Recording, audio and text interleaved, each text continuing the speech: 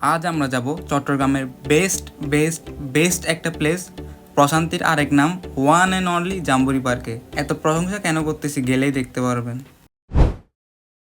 তো কি অবস্থা সবার, আমি আর কি আপনাদের সবাইকে স্বাগতম দাপুনদার নতুন একটি ভিডিওতে। আজ আমরা যাব জাম্বুরি পার্কে। তো যেমন কথা তেমন কাজ, আমি আর আমার বন্ধু একজন মিলে হেঁটে হেঁটেই প্রথমে চলে যাই আগ্রাবাদ মোড়। আপনারা যারা যারা এখানে আসবেন আপনারা প্রথমেই আগ্রাবাদ মোড়ে চলে আসবেন। এরপর কাউকে জিজ্ঞেস করলেই হবে, আগ্রাবাদ মোড় থেকে মাত্র 3 থেকে 4 মিনিটের রাস্তা। তো যাই হোক, এরপর আমি আর আমার বন্ধু মিলে আগ্রাবাদ থেকে হেঁটে হেঁটে চলে যাই জাম্বুরি পার্কে।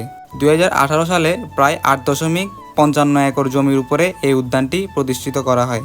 এখানে মোট 65,000-এরও বেশি গাছ রোপণ করা আছে।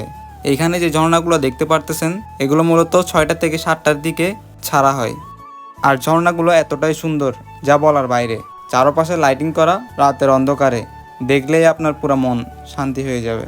অন্যদের কথা বলতে পারি না, কিন্তু আমার সবচেয়ে প্রিয় জায়গা হচ্ছে এটা, কারণ অনেক সময় কাটিয়েছি আমি এখানে। ক্লাস 6-7-এ থাকতে প্রায় প্রত্যেক দিনই বলতে গেলে আমি এখানে চলে আসতাম গোসল করার জন্য, কিন্তু এখন আর এখানে গোসল করা যায় না। এটা উদ্বোধন করার পর থেকেই এখানে পানিতে নামা নিষেধ, কিন্তু মানুষ দিন দিন এই জায়গাটাকে খুবই নোংরা এবং খারাপ বানিয়ে ফেলতেছে। এখানে আগে প্রায় অনেকগুলো লাইট ছিল, কিন্তু মানুষ এই লাইটগুলোর সাথে ছবি তুলতে গিয়ে এগুলোর মধ্যে প্রায় অনেকগুলো লাইটই ভেঙে ফেলছে। অনেকগুলো না, বলতে গেলে অর্ধেক লাইটই ভেঙে ফেলছে। এরপর গাছ থেকে ফুল ছিঁড়া, ধূমপান করা আর কাপলদের কথা তো বললামই না। ওরা এই জায়গাটাকে পুরা দিন দিন নষ্ট করে ফেলতেছে।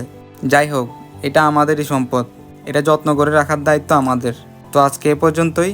জায়গাটা কেমন লাগলো অবশ্যই জানাবেন। দেখা হবে পরবর্তী ভিডিওতে। সে পর্যন্ত ভালো থাকবেন। আল্লাহ হাফেজ।